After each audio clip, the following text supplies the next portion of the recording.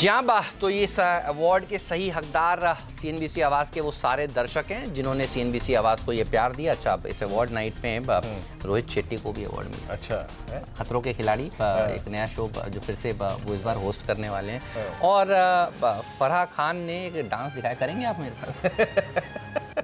खड़े नहीं होना है, बैठे बैठे ही डांस हो सकता है। कौन सा दिखा दीजिए। देखिए, वो कह रहे हैं कि ऐसे ऐसे जो है ना नागिन चलती है, कह रही ये नागिन डांस है, और ड्रंक नागिन ऐसे चलती है।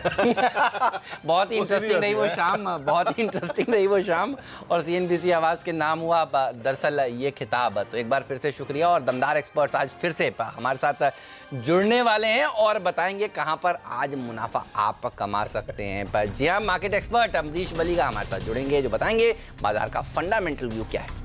जी हाँ, साथ ही साथ ashwinigujral.com के अश्विनी गुजराल, powermywealth.com के संदीप वागले, एक्सिस सिक्योरिटीज के technical audio research head Rajesh Palvi हमारे साथ होंगे, रजत की बोस.com के रजत के बोस, और कॉन्सेप्ट एडवाइजरी के रिसर्च हेड शुभम अग्रवाल आज हमारे साथ इस मुनाफे की तैयारी में आपका मुनाफा तैयार करने के लिए मौजूद होंगे। लेकिन सबसे आज जो अच्छी इंटरेस्टिंग बात है, जो ड्रंक नागिन होती है हाँ, बड़ा मज़ेदार था। तो फराह खान ने कहा देखिए हम सब मिलकर एक डांस करते हैं, तो ड्रंक नागिन ऐसे और नागिन डांस ऐसे। नागिन तो, क्या अगर आप देखें बिहेवियर ऐसा होता है, ऐसे चलती है वो, तो सबने तो ऐसे चलेगी। रोहित शेट्टी सब लोग वहाँ पर डांस कर रहे थे ये वाला। अच्छा, इसके लिए खड़े वड़े होने की जरूरत नहीं है, आप बैठे बैठे कर सकते हैं और किसी भी मुद्रा में कर सकते हैं। जी है ना। चलिए बात करते हैं आज ग्लोबल संकेतों की। ग्लोबल संकेत बहुत भारी हैं आज, क्योंकि बड़े इवेंट्स अगर आप देखें तो ये निकल के आए हैं ग्लोबल संकेत। बताइए आज किस करवट बैठा उठ कल वॉल स्ट्रीट पे? बेहतरीन देखिए नतीजे पेश किए गए वहाँ पर अमेरिका में, और अगर नंबर अच्छे हों तो फिर ऐसा ही होता है।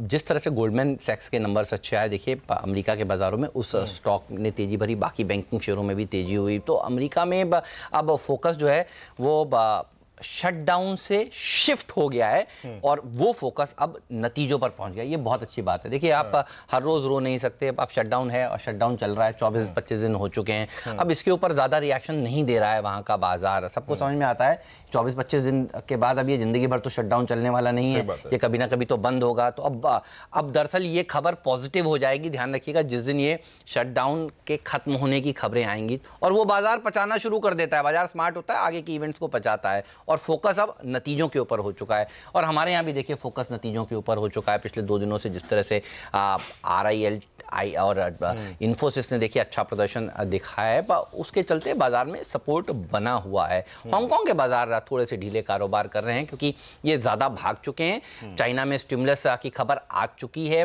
एक ओपन मार्केट ऑपरेशन उन्होंने कर लिया है। तो इसीलिए आप देखिए अब वो खबर आने के बाद तो कुछ लोग वहाँ पर प्रॉफिट बुकिंग कर रहे हैं। लेकिन संकेत तो बहुत ही बढ़िया नजर आ रहे हैं, कोई दिक्कत की बात नहीं है। ये बताइए, कल आप छुट्टी पे थे, बड़ी कोशिश करी बुल्स ने 10-900 और 950 के ऊपर जाने के लिए, लेकिन वही हुआ जो पिछले 9 बार हुआ कि 10-930 के ऊपर निकलते हैं, 10-950 तक बात पहुंच नहीं पाती। 11,000 थोड़ा अटक रहा है मामला। ये क्लियर होगा? डेटा क्या कहता है ये बताइए। देखिए हेमंत, इस बार ना डायरेक्टर साहब जरा प्लीज चार्ट्स लेके आइएगा, वो कैंडल वाले, है ना। मैं एक चीज बताऊं हेमंत आपको, ठीक है हम हर बार 950 से 930 से घूम जाते हैं, लेकिन इस बार क्या है, प्लीज इस बार एक चीज समझ लीजिए, चार्ट्स में डिफरेंट क्या है। भले ही आंकड़े कल मंदी के हों या फिर किसी और चीज के हों, ये आप देख रहे हैं एग्जैक्टली 2 बार्स जो देख रहे हैं, एक बड़ी हरी कैंडल के बाद 2 बार्स। इस बार प्राइस एक बहुत छोटी सी रेंज में फंसने के बाद मंगलवार को एक रेंज से बाहर निकला है। यानी प्राइस बहुत नैरो हो गया था, छोटा हो गया था, एक सिमेट्रिकल ट्रायंगल का ब्रेकआउट आया था मंगलवार को। बुधवार को मैं खुश हूं कि बाजार बहुत नहीं भागा, ताबड़तोड़ नहीं भागा, कोई पागलपन नहीं नजर आया। किसी भी बड़ी कैंडल के मूव को जस्टिफाई करने के लिए आपको 1-2 दिन फिर कंसोलिडेशन के मूड में जाना चाहिए। तो मैं मंगलवार की उस स्ट्रॉन्ग बार को, कैंडल को बहुत रिस्पेक्ट दे रहा हूं। 840 के ऊपर वाकई अगर आप देखें एक अच्छा रिवर्सल था और डेटा चेंज हो गया था, तो हमको उसको रिस्पेक्ट देनी है। और याद रखिए, इस रेंज में 840 के ऊपर शॉर्ट के बारे में नहीं सोचना है। आज के लिए डेटा कैसा है मैं बताता हूं फिर आपको। ग्लोबल संकेत, जैसे कि हेमंत ने कहा, बेहद शानदार हैं। तो हम ग्लोबल संकेतों को अगर आप देखें तो एक अच्छी ट्रैजेक्टरी में रखते हैं, और साथ ही साथ अगर आप बाकी संकेतों को देखें, चाहे वो टेक्निकल सेटअप हो, चाहे वो FNO सेटअप हो, चाहे वो DI सेटअप हो, उसमें ग्लोबल न्यूट्रल हो गया, FI न्यूट्रल क्यों बताऊंगा एग्जैक्टली, और DI इज गुड क्योंकि उनकी तरफ से पैसा आया है और टेक्निकल और F&O सेटअप काफी शानदार। और ये FI के आंकड़ों पे 90 करोड़ की कैश में उन्होंने बिकवाली करी। पहली चीज तो यह है कि सेलिंग का क्वांटम 930 के आसपास, 900 के आसपास कोई बहुत बड़ा नहीं था, बहुत बड़ी सेलिंग फोर्स मार्केट में कोई नहीं थी। 304 करोड़ रुपए की DIs बाइंग करके गए, यानी नेट कैश बाजार में करीब 225 करोड़ रुपए का था। अच्छी बात है इन लेवल्स पे। FIs ने कुल मिला के 325 करोड़ रुपए के वायदा कारोबार में बिकवाली करी, 818 करोड़ का इंडेक्स बेचा। याद रखिए लगभग 20,648 कॉन्ट्रैक्ट शॉर्ट्स के ऐड हुए हैं, लेकिन कोई दिक्कत की बात नहीं क्योंकि पिछले 4-5 सेशन में उनकी तरफ से कैश आया है तो वो माइट भी हेज कर रहे हैं। स्टॉक फ्यूचर्स में FIs याद रखिए लॉन्ग जा रहे हैं, और कल भी अगर आप देखें FIs ने स्टॉक फ्यूचर्स में लगभग 7800 लॉन्ग कॉन्ट्रैक्ट्स करे हैं। यानी स्टॉक्स में, इंडिविजुअल स्टॉक्स में, अब जैसे कि बात कर रहे थे हम Reliance, Infosys, ICICI bank, axis bank, क्या FIs इनको चेस कर रहे हैं? हाँ डेफिनेटली कर रहे हैं। और ऑप्शन के आंकड़े ये कहते हैं कि वो अपने आप को अगर आप देखें इक्वली बैलेंस करके चल रहे हैं। लॉन्ग पुट्स भी हैं, लॉन्ग कॉल्स भी हैं, deep out of money calls बिके भी है और deep out of money puts भी बिके हैं। तो FIs के आंकड़े मैंने इसलिए अच्छे रखे हैं, न्यूट्रल ट्रेजेक्टरी में रखे हैं, खराब नहीं मानता मैं उसको। अब आइए आप ऑप्शंस के आंकड़ों पर, निफ्टी के ऑप्शंस के आंकड़े। पहले आप कॉल्स को देखिए, अच्छा संकेत कहां से है? 10,900 का कॉल राइटर बाहर था, बैकफुट पे था। हम 900 पे क्लोज हुए, वो बाहर निकला। कल 11,000 का कॉल राइटर बैकफुट पे था, वो बाहर निकला, और 11,100 का कॉल राइटर बाहर निकला करीब 3 लाख के क्वांटम में। तो कॉल्स में शॉर्ट कवरिंग एक अच्छा संकेत था। पुट्स पे आइए आप, मतलब जो कॉल्स में शॉर्ट कवरिंग, मतलब ऊपर जो भार था ना कि यार ये नहीं निकलेगा, ये थोड़ा सा कम हो रहा था। पुट्स में अच्छी बात है, देखिए एक चीज आपकी स्क्रीन पर है, 10,700 और 600 जिस जोन को अभी हम अवॉइड करके आए हैं, वहां का लॉन्ग पुट, यानी जिसको विश्वास था कि बाजार नीचे जाएगा, या फिर वो अपनी हेज पोजीशंस को जो कल काट रहा था, इस मद्देनजर कि यार अभी लग नहीं रहा है कि निफ्टी नीचे जाएगा, लॉन्ग पुट से इससे बाहर निकल के आते हैं। और 10,800 की पुट में बहुत राइटिंग नहीं थी, लेकिन 10,900 के पुट में कल, जो अभी स्क्रीन पर नहीं है, लगभग 2 लाख पुट बिकी हैं। तो ऑप्शन डेटा मेरे हक में है, चार्ट्स मेरे हक में है। रणनीति ये कहती है कि स्टे लॉन्ग अबव 840, 840 के ऊपर आपको लॉन्ग रखना है। उसके बाद कुछ सोचेंगे थोड़ा बहुत ट्रिम करने के लिए अपनी पोजीशन या फिर शॉर्ट करने के लिए, लेकिन 840 तक कोई भी डिप, याद रखिए बहुत अच्छा डिप होगा बाय करने के लिए। और इवन आई विल से, मैं ये भी कहूंगा 810 भी, क्योंकि 800 का पुट राइटर बहुत एक्टिव था। और याद रखिए 11,000 से ज्यादा महत्वपूर्ण है 10,967, 10,987। ठीक बात ये पार होने के बाद अच्छी शॉर्ट कवरिंग आ सकती है, क्योंकि जमाना इस बात को लेकर दीवाना हो रखा है कि ये नहीं निकलेगा। सही है, और कंसेंसस जो होता है वो इस बार जानते हैं दरअसल गलत हो जाए, डेटा से इंपॉर्टेंट चार्ट है। आज है बैंक निफ्टी की वीकली एक्सपायरी, और ये बताइए क्या बैंक निफ्टी फिर मदद कर सकता है इस 11,000 के आंकड़े को पार करने में? ये जो आप बता रहे हैं लेवल, इसके करीब ले जाने में बैंक निफ्टी का डेटा क्या सजेस्ट करता है? बैंक निफ्टी का डेटा अच्छा है, और याद रखिए बैंक निफ्टी के लिए इस बीच आपके स्क्रीन पर आप देखें हेमंत, हैंगसेंग पूरा अपना लॉस रिकवर करके आ गया, अब 4 अंक महज नीचे है। देखिए कल राइटिंग हुई है सबसे ज्यादा 27,700 पे, करीब 4.25 लाख शेयर बिके हैं, और इस कॉल का आउटस्टैंडिंग OI है करीब 10.5 लाख। कल भी इनफैक्ट मैं सुबह जब बात कर रहा था आशीष से, तो मैंने यही बात कही थी कि हमारा टारगेट होगा 10,700। कल निफ्टी से कहीं बेहतर था निफ्टी बैंक। याद रखिए आज इस गैप अप ओपनिंग के बाद सबसे क्रिटिकल लेवल जो आपको 9:15 पे देखना है वो है 700, 27,700। इस पर निफ्टी बैंक क्या कर रहा है? ये कटा 5 मिनट बाद, 10 मिनट बाद, 15 मिनट बाद, 20 मिनट बाद, तो ये एक अच्छा स्विंग देगा। और नहीं कटा तुरंत ओपनिंग के बाद, तो पॉसिबल है कि 27,500 से लेकर 27,700 के बीच में हम पूरा दिन कंसोलिडेट करें। तो वो उस लिहाज से अगर आप देखें, फर्स्ट हाफ में 27,500 से 27,700 एक इंपॉर्टेंट दायरा रहेगा, लेकिन पूरे सेशन में हमको देखना है कि 27,700 पे जाकर निफ्टी बैंक की अप्रोच क्या रहती है। याद रखिए मेरे पास पैसा कमाने की ज़्यादा गुंजाइश निफ्टी बैंक पर है बजाय कि निफ्टी के, क्योंकि निफ्टी ऑलरेडी अपने एवरेजेस से काफ़ी ऊपर आ चुका है, लेकिन निफ्टी बैंक अभी भी अपने एवरेजेस के बेहद नज़दीक है। तो ये अप्रोच लेके चल रही है निफ्टी बैंक। चलिए ये तो बात हुई बैंक निफ्टी की। निफ्टी की वागले साहब हमारे साथ जुड़ चुके हैं। वागले साहब से पूछते हैं कि वो कैसे मार्केट को आज देख रहे हैं और उनके पिक्स क्या हैं। वागले साहब, उससे पहले ये जो अवार्ड मिला है इसके हकदार आप जैसे गेस्ट भी हैं, तो एक बार फील तो करिए कैसा लग रहा है सर? बहुत ही बढ़िया हेमंत, कांग्रेचुलेशंस वीरू आपको भी। और हमारा ये क्राउन है शायद। जी हाँ, ये क्राउन है। इसमें कहीं ना कहीं थोड़ा सा एक छोटा सा हिस्सा तो है, उसकी बहुत ज़्यादा खुशी होती है। तो ये वो अवार्ड जो CNBC आवाज़ के नाम हुआ है, और वागले साहब कई साल हमारे ऐसे में सुन रहा था। जी हाँ, लगातार देखिए CNBC कहते हैं ना, success is a habit, winning is a habit. तो इसकी आप लोगों को, आप जैसे जितने भी हमारे गेस्ट आते हैं CNBC आवाज़ पर, वो सब इस अवार्ड को दरअसल बधाई के पात्र हैं। तो एक बार आप सबको सर बधाई। Thank you sir, and wish you the same. शुक्रिया सर। तो बताइए आज बाजार को किस तरह से अप्रोच करेंगे? हेमंत, हमने कल या परसों सिमेट्रिकल ट्रायंगल की बात की थी। आई थिंक कल वीरू नहीं थे। हाँ। आप कंफर्टेबल हो? मैं बिल्कुल कंफर्टेबल। बट हमने आपको काफी मिस किया, हमने आपका जिक्र भी किया कल। नहीं, और एक बात और है, ये माहौल बना रहे थे कि दिल्ली जा रहे हैं, तो आज नीरज जी ने बताया है कि दिल्ली में स्वाइन फ्लू बहुत हो रहा है, तो अब ये मन बदल चुके हैं। ऐसा है ना? दिल्ली के डेफर हो गया प्रोग्राम, अब एटलीस्ट चलो अच्छी बात है। फरवरी मार्च में नहीं हाँ, तो मैं वो जिक्र कर रहा था सिमेट्रिकल ट्रायंगल का, उसका ब्रेकआउट आया है। कल जो लोग डिसअपॉइंट हुए कि नहीं चला, देखो हर बॉल पे 6 मारना जरूरी नहीं है। सही है। मेरे लिए कल का जो पैटर्न था वो कंसोलिडेशन था। शायद 1-2 और दिन हो सकते हैं। मैं ये नहीं कह सकता कि आज के आज हम चलेंगे, बट प्री बजट हम 11,250 तक जाएंगे। ये आई थिंक अपनी 11,250 लिख लेते हैं। 11,200, 11,250 सही है। ये मतलब अगले हफ्ते से पहले। हाँ, मेरे हिसाब से ये अगले हफ्ते होना चाहिए। आज के लिए मेरी रेंज है 10,850। आई थिंक वीरू ने 840 की कुछ जिक्र की, तो मेरा 850 के भी नीचे जाना नहीं चाहिए, ऐसा मेरा मानना है। ऑन द अपसाइड 10,980, तो 20 पॉइंट तो आप करेंगे थोड़ी सी मेहनत, तो 11,000 आज ही हो जाएगा। सर आप तो बस 11,000 करा दो, 11,250 की गारंटी हमारी।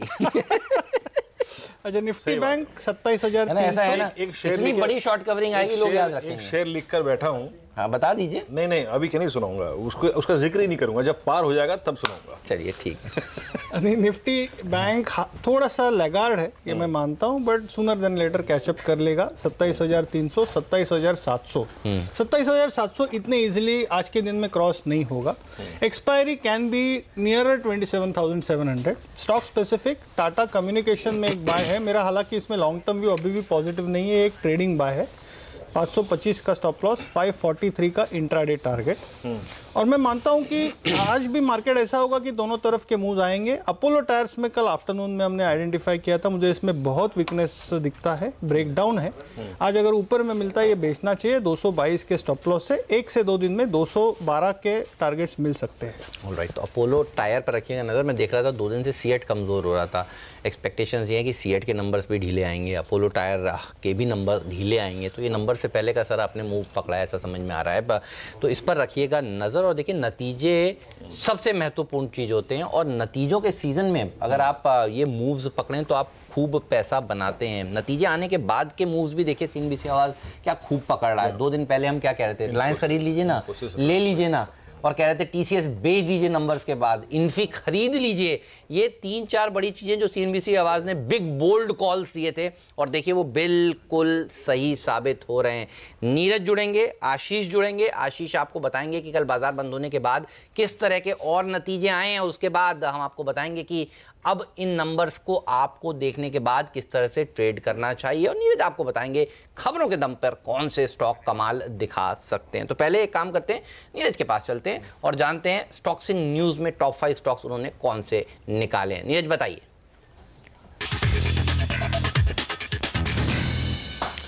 देखिए, पहला स्टॉक आपको नजर रखना चाहिए कोटक बैंक में। आज एक बहुत महत्वपूर्ण दिन है इस बैंक के लिए। बॉम्बे हाईकोर्ट में सुनवाई चल रही है। इन्होंने स्टेक घटाने का जो एक तरीका निकाला था, उस पर आरबीआई की आपत्ति थी, और उसके बाद मामला कोर्ट में गया। अब आरबीआई को उसका जवाब देना है कोर्ट में कि वो उससे क्यों सहमत नहीं है, वो उस प्रपोजल से जिसमें उन्होंने प्रेफरेंशियल की जरिए स्टेक घटाने की कोशिश की थी। तो वो बहुत इंपॉर्टेंट होगा आरबीआई का रिप्लाई। अगर आरबीआई का रिप्लाई से मामला फंसता, लंबा खिंचता है, तो फिर प्रेशर हैंगओवर बना रहेगा। अगर वहाँ पे मामला सुलझ जाता है तो शायद स्टॉक आज दिन भर बड़े हरकत में रह सकता है, इसलिए नजर रखनी चाहिए। जेट एयरवेज में बहुत सारे डेवलपमेंट हैं और लगातार डेवलपिंग स्टोरी है। अब ये कहा जा रहा है कि रेजोल्यूशन प्रोसेस पे काम चल रहा है और सहमति बनने के आसार है, जिसमें नरेश गोयल जी बाहर हो जाएंगे। लेकिन वो एक प्राइस पॉइंट वाला जो मामला है, जिसमें एतिहाद ने कहा था कि 150 रुपये में खरीदेंगे, उस पर अभी बात फंसी हुई है। उसमें अभी क्लैरिटी नहीं आई कि किस लेवल पे वो तय होगा। तो जेट एयरवेज पर नजर रखिए, बहुत सारे डेवलपमेंट यहाँ पे भी दिन के दौरान होंगे। एनबीएफसीज पे नजर रखिए, यहाँ पे रिजर्व बैंक ने ईसीबी यानी एक्सटर्नल कमर्शियल बोरिंग, जो आप विदेश से लोन लेती हैं कंपनियां, उसके नियम को कुछ आसान कर दिया है। तो इससे हाउसिंग फाइनेंस कंपनियों के लिए भी बेहतरीन होगा। उसके लिए साइज होता था कि घर के किस साइज का किस तरह प्रोजेक्ट आप बना रहे हैं, उस पर राहत मिली है। तो ईसीबी के नाम पे थोड़ा सा राहत मिलेगी एनबीएफसीज और हाउसिंग फाइनेंस कंपनियों को। तो ये स्टॉक्स आज मजबूती दिखा सकते हैं। मोतीलाल ओसवाल पे नजर डालिए, नतीजे इनके आए काफ़ी कमज़ोर नतीजे हैं। रेवेन्यू तो लगभग उस तरह का, लेकिन मुनाफा बहुत गिरा है। यहाँ पे 250 के सामने 40 करोड़ के आसपास का हो गया है। और अंत में 5paisa.com, इसके नतीजे देखिए, यहाँ पे घाटा इन्होंने काफ़ी कम कर लिया है और इनका रेवेन्यूज़ काफ़ी बढ़ गया है इसमें। चलिए अभी नीरज जी आप हमारे साथ रहिएगा, आपसे रिलायंस के नतीजों पर बात भी करनी है। और फिलहाल चलते हैं आशीष के पास। एग्जैक्टली बाजार बंद होने के बाद कुछ नतीजे जो आए, उसमें से कौन कौन से महत्वपूर्ण थे, कहाँ नंबर्स अच्छे रहे, कहाँ किसने निराश किया? आशीष। देखिए 3 कंपनीज के नंबर्स हैं जिसमें कुछ अंश तो नीरज ने हाईलाइट भी करा। सबसे इंपॉर्टेंट माइंडट्री के नंबर्स जो स्ट्रीट वेट कर रहा था, और नंबर्स जो आए हैं वो उम्मीद के मुताबिक आपको नजर आएंगे। डॉलर आय में 2% का तिमाही दर तिमाही उछाल, लेकिन एनालिस्ट कांस्टेंट करेंसी ग्रोथ देखते हैं तो तिमाही दर तिमाही उसमें 2.4% का उछाल था, और बाजार हमारी उम्मीद भी 2.5% के ग्रोथ की थी। तो उम्मीद पे खरे उतरते हुए नंबर्स, पर दिक्कत है कुछ इसके इंटरनल्स में। इस कंपनी के वॉल्यूम्स तिमाही दर तिमाही 1% गिरे हैं। तो फिर ये आय में उछाल कैसे? वो सिर्फ प्राइसिंग का फायदा मिला, इसीलिए आय में उछाल देखने को मिली है। दूसरी दिक्कत, इस कंपनी का जो टॉप क्लाइंट है वो धीमा पड़ रही है, वहां से ग्रोथ जो औसतन कंपनी की ग्रोथ थी उससे कम ग्रोथ, केवल 1% टॉप क्लाइंट की ग्रोथ देखने को मिली। और तीसरी दिक्कत, जो डील विंस हैं तिमाही दर तिमाही वो धीमी पड़ रही हैं, 5.5% का वहां पे कमी आई है।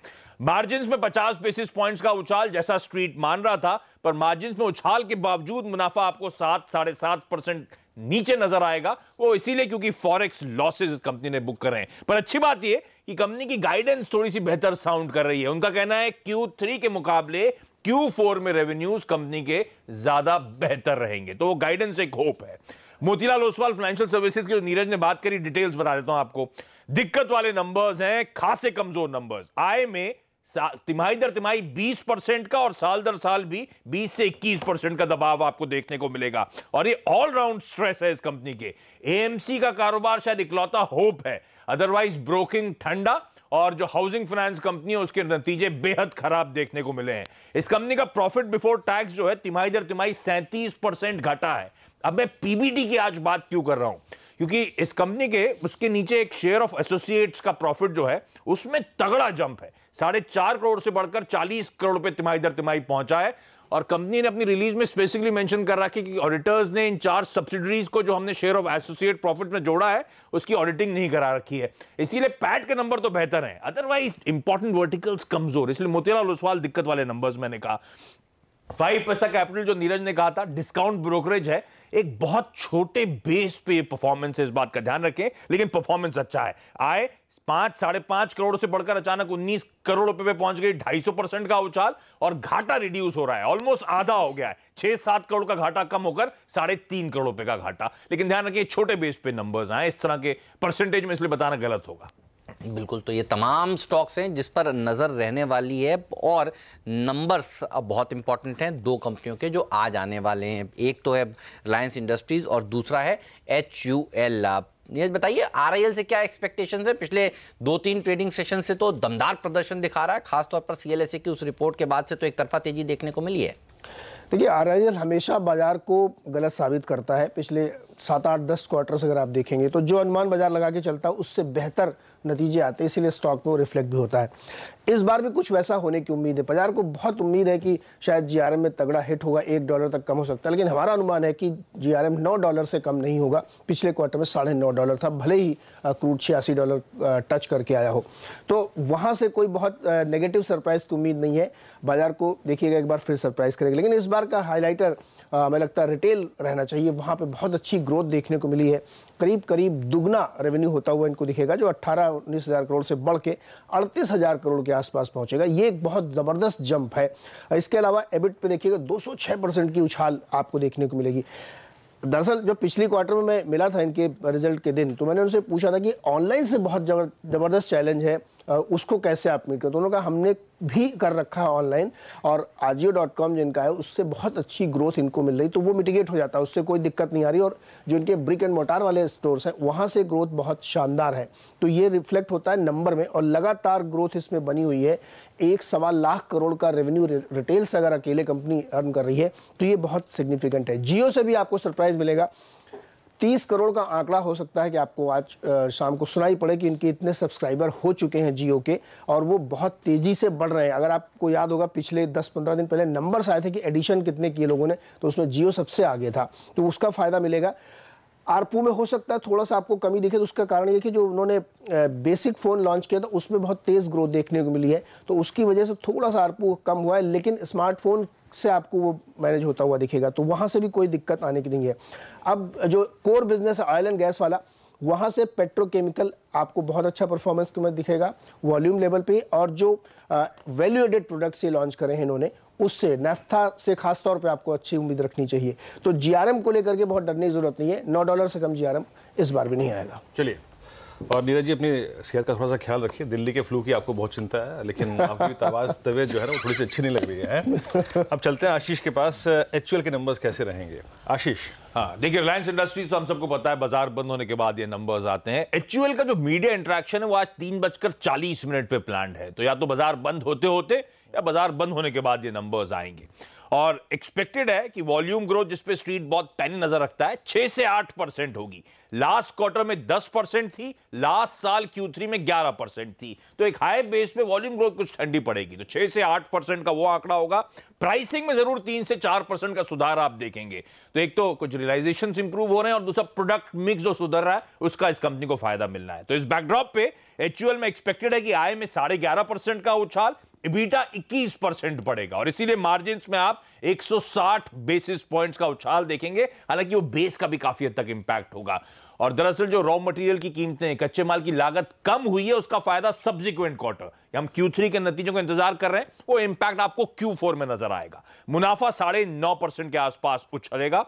कमेंट्री इंपॉर्टेंट होगी, खासतौर पर GSK कंज्यूमर हेल्थ केयर को जो एक्वायर करा है उसके इंटीग्रेशन को लेकर, जो नए लॉन्चेस करें उनका रिस्पांस कैसा मिला है, उसका रिसेप्शन कैसा रहा है बाजार में, और सबसे इंपॉर्टेंट HUL सब जानना चाहते हैं असल डिमांड सिनेरियो, डिमांड एनवायरनमेंट, तो मीडिया इंटरेक्शन में कमेंट्री पे जरूर फोकस करें। बिल्कुल, तो कमेंट्री सबसे इंपॉर्टेंट होगी। ध्यान रखिए फिर ये दोनों ही नतीजे सेकंड हाफ में आते हुए नजर आएंगे। RIL के नंबर्स बाजार बंद होने के बाद, जिस पर कल स्ट्रीट फिर रिएक्ट करेगी, और HUL के नंबर्स भी आशीष कह रहे हैं कि सेकंड हाफ में आएंगे, हो सकता है मार्केट बंद होने के बाद ही ये नतीजे भी आए। शुक्रिया आप दोनों का इस जानकारी के लिए। हर्ष